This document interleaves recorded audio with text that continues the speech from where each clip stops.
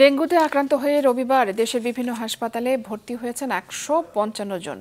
জানুয়ারি থেকে এ পর্যন্ত ভর্তির সংখ্যা ৪,৫৬৬ জন। এদিকে পার্বত্য জেলা বান্দরবানেও হঠাৎ বাড়তে শুরু করেছে ডেঙ্গুর প্রাদুর্ভাব। প্রতিদিনই হাসপাতালে আর বিভিন্ন ক্লিনিকে রক্ত পরীক্ষার পর শনাক্ত হচ্ছে নতুন নতুন ডেঙ্গু রোগী। প্রতিনিধি কৌশিক দাসের পাঠানো তথ্য ছবি নিয়ে ডেস্ক রিপোর্ট। পার্বত্য জেলা বান্দরবানে ম্যালেরিয়ার পাশাপাশি বাড়ছে ডেঙ্গু রোগীর সংখ্যা। কয়েকদিন ধরে হঠাৎ করে সদর হাসপাতালে বাড়ছে ডেঙ্গু রোগী।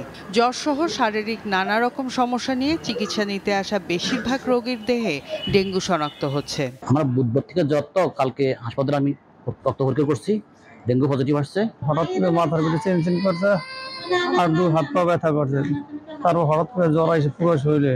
জ্বর তো থামে না, রাত্রেও থাকে দিনের বেলাও থাকে।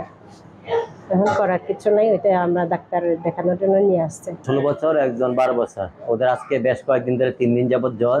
এমত অবস্থা আমি হাসপাতালে শরণাপন্ন হয়েছি।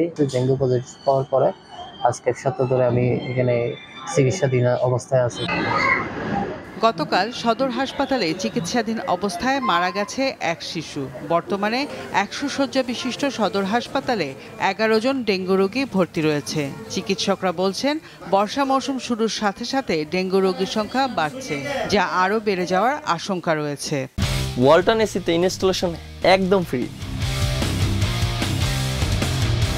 স্বাস্থ্য বিভাগের কার্যক্রম আমাদের প্রত্যেকটা হাসপাতাল তো আমাদের চিকিৎসা দেওয়ার জন্য আমরা রেডি, এটা আমাদের পক্ষ থেকে।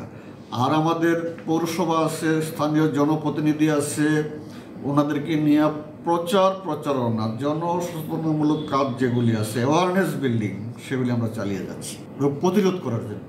আমাদের পর্যাপ্ত কিট প্লাস চিকিৎসা সামগ্রী যা যা দরকার, আমাদের কোথাও কোনো শর্টেজ নেই।